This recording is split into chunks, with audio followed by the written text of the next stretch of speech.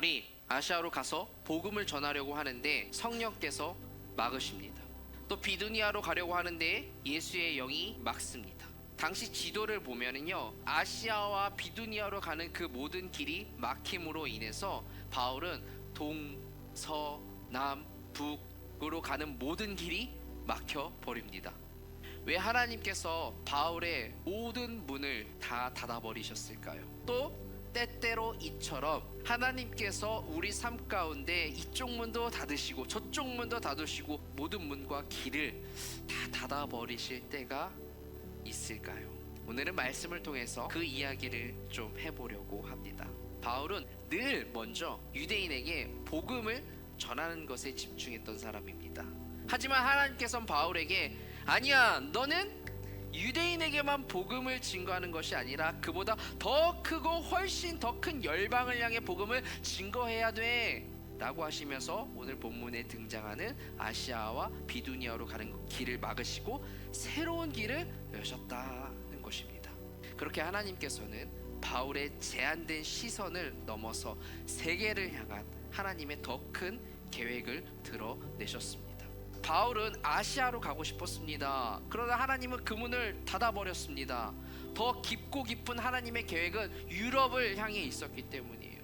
하나님께서는 때때로 나의 작은 문은 닫으시고 비교도 할 수 없는 하나님의 큰 문을 열어주시더라는 거예요.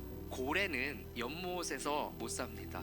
그럼 고래가 살려면 어디로 옮겨져야 될까요? 바다로 옮겨져야 됩니다. 그런데 이 고래를 바다로 옮겨주려고 하는데 이 고래가 나 연못에서 살 거예요, 나 바다로 못 가요, 나 여기 있게 해주세요 라고 하면 이 고래는 죽습니다.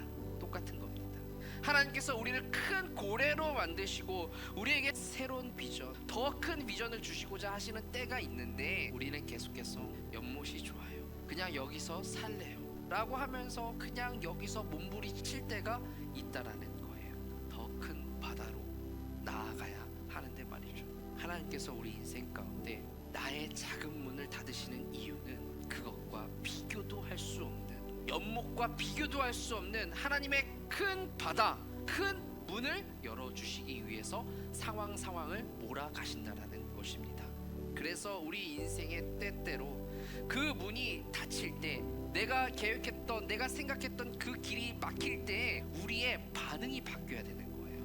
하나님께서 no, 아니야, 그 길 아니야, 그 사람 아니야, 그 상황 아니야 라고 하실 때는 실패가 아니라 방향 수정을 하라는 하나님의 시그널이에요. 그래서 그 순간 하나님 왜요? 왜 막으시는데요? 가 아니라 하나님 내가 어디로 가야 하는데요? 라는 질문을 하실 수 있는 저와 여러분이 되시기를 바랍니다.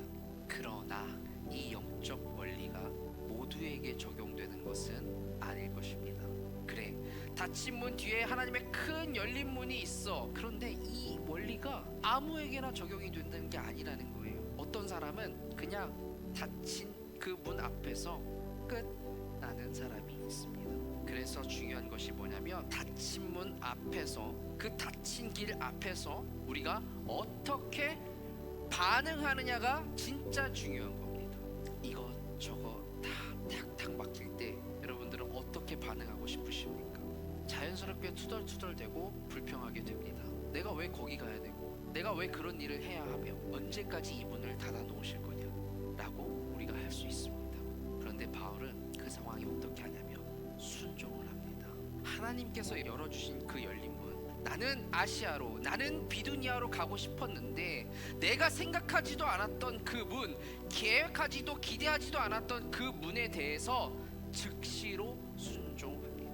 하나님께서 마케도니아라고 부르시는 그 부르심 속에 이것저것 재지 않고 즉시로 순종했다라는 거예요.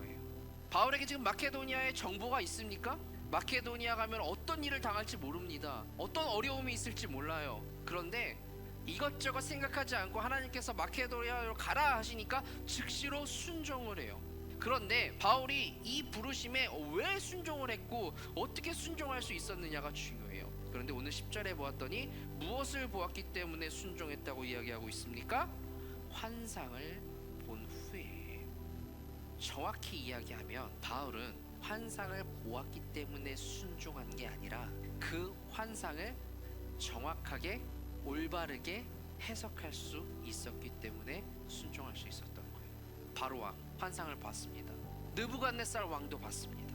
그런데 그들의 환상을 해석하지 못했습니다. 그래서 다니엘이 그 환상을 해석해주고 요셉이 환상을 해석해줍니다. 그러니까 중요한 것은 우리 삶 가운데 닫힌 문, 때로는 열린 문 그 앞에서 또 하나님께서 내게 무엇을 보여주시고 또 하나님께서 내게 어떤 말씀을 주시고 또 생각나게 해주시고 어떤 상황들을 내게 주셨을 때 그 상황 앞에서 그 닫힌 문 앞에서 온전하고 바르게 해석이 되어져야 제대로 우리가 반응할 수 있다는 거예요. 바르게 나아갈 수 있는 겁니다.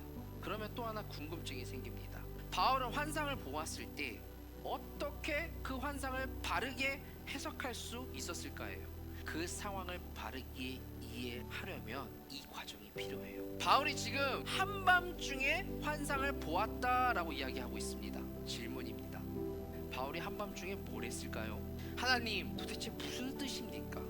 하나님 도대체 무슨 계획이십니까? 하나님 제가 어디로 가야 합니까? 라고 기도했을 거예요. 바울은 한밤중에 기도하는 것이 삶의 습관이었던 사람이기 때문입니다. 감옥에 있을 때 한밤중에 기도를 했어요. 바울은 위기의 상황에 기도했던 사람입니다. 유라굴로라는 태풍급의 폭풍을 바울이 타고 있던 배가 만나게 됩니다. 그럼에도 바울은 거기서 기도를 해요. 그래서 하나님께 기도하여 받은 계시를 통해서 사람들을 위로해요. 바울은 기도하던 중에 하나님의 음성, 환상을 본 거예요. 이런 겁니다. 기도 중에 환상을 보았기 때문에 그 환상을 바르게 해석할 수 있었던 거예요. 그리고 그 해석을 바르게 했기 때문에 그는 온전한 바른 순종을 할 수 있었어요. 마케도니아로 떠나는 그 순종이 있었기 때문에 더 크게 열린 문을 경험할 수 있었다라는 원리가 적용이 되어집니다. 여러분, 닫힌 문 앞에서 아무나 바르게 반응할 수 있는 게 아니에요.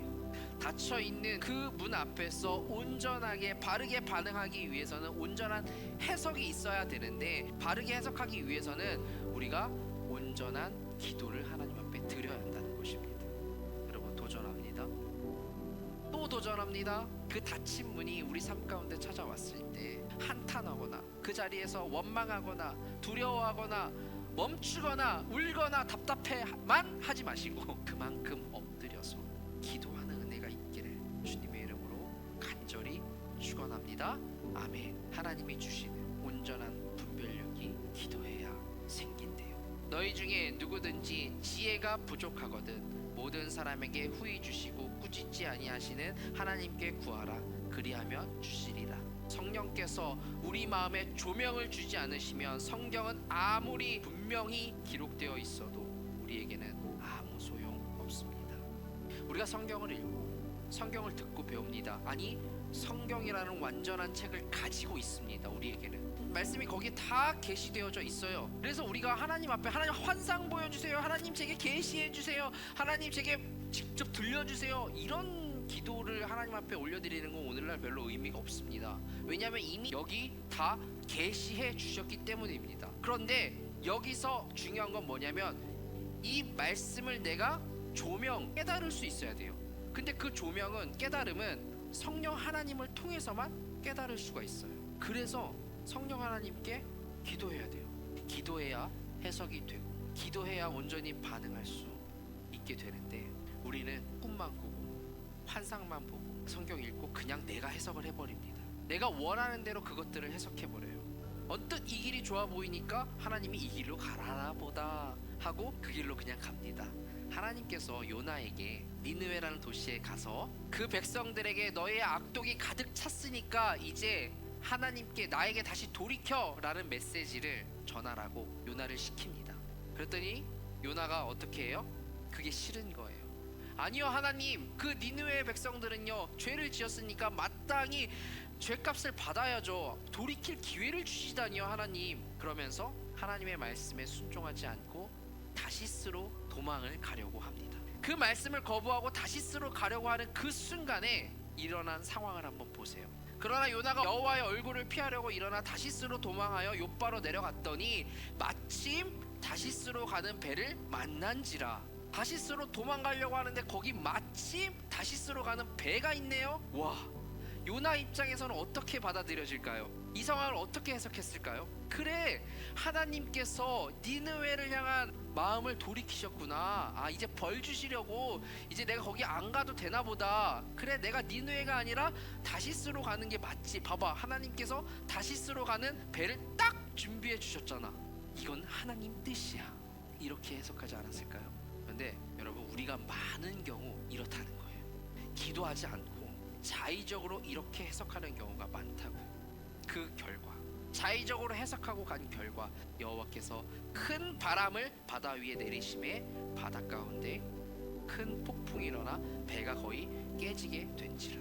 그 길로 이제 요나는 어려운 길을 걷게 됩니다. 그래서 나의 생각으로 반응하고 나의 생각이 하나님의 생각이겠지라고 반응하는 이 자세는 굉장히 위험한 거예요. 그러니까 우리의 시작이 중요한 거예요.